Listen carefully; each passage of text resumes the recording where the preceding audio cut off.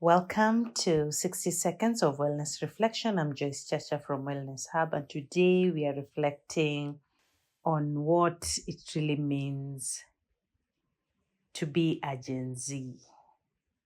Yeah? Being a Gen Z, pressure, power, and possibility. These are people born into Wi-Fi, raised by an algorithm. Gen Z is digitally connected, but often overwhelmed emotionally.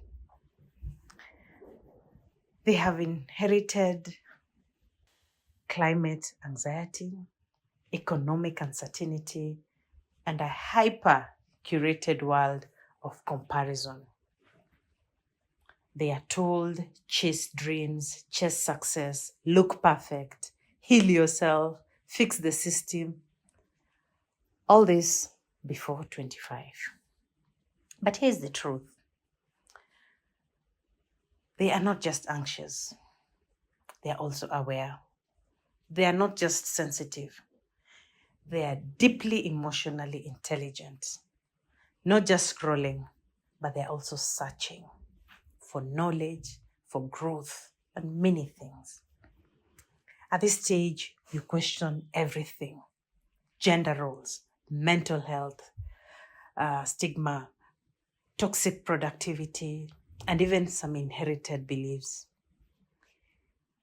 And that questioning, that's wisdom in motion. Some of the examples of Gen Z's experiences: for example, you're a student who's in therapy and running a side hustle, the content creator trying to stay authentic in a world full of filters, an activist who's fighting for change and still battling burnout, the young adult who feels pressure to succeed while secretly grieving a childhood that was stolen by this hustle culture. You're applying for jobs while managing panic attacks. You're trying to stay motivated while doom scrolling through a feed filled with crisis after crisis.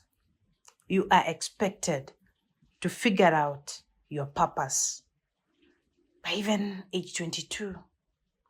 Find a dream job, maintain a social media presence, and even have a 5-year plan while healing from a generational trauma. Gen Z's and mental health. Yes, let's address this. This is a generation with the highest rate of anxiety and depression, but also the loudest voices calling for therapy and safe spaces and even emotional language. They go to therapy between lectures. They listen to podcasts on healing while commuting. They build digital communities when their real life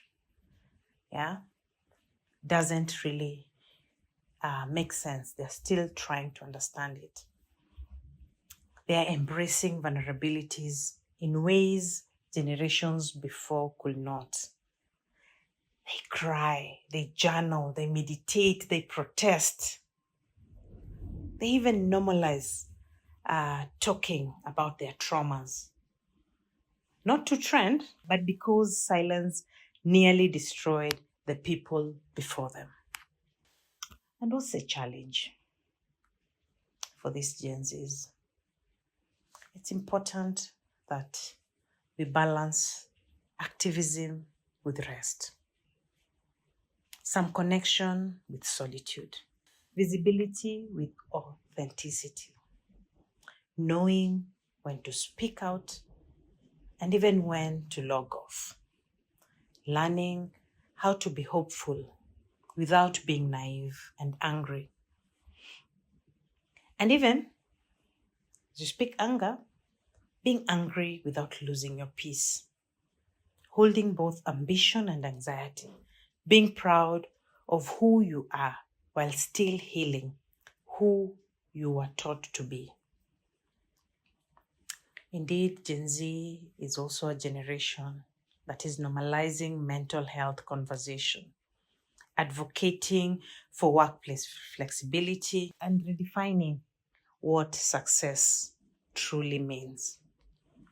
This is because they're questioning the hustle culture, they reject toxic leadership, and crave jobs that honor balance, purpose, and humanity. They are reimaging love, even friendships and identity, and even where they belong, in their own terms. But even bold trailblazers need space to excel. So please take that rest. Grieve and celebrate your growth, not just your goals. And to Gen Zs today, I want us to see this together. I am allowed to feel deeply and move slowly.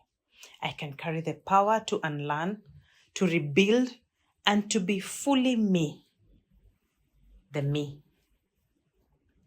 And my challenge for you today is take one bold but gentle step for your peace today.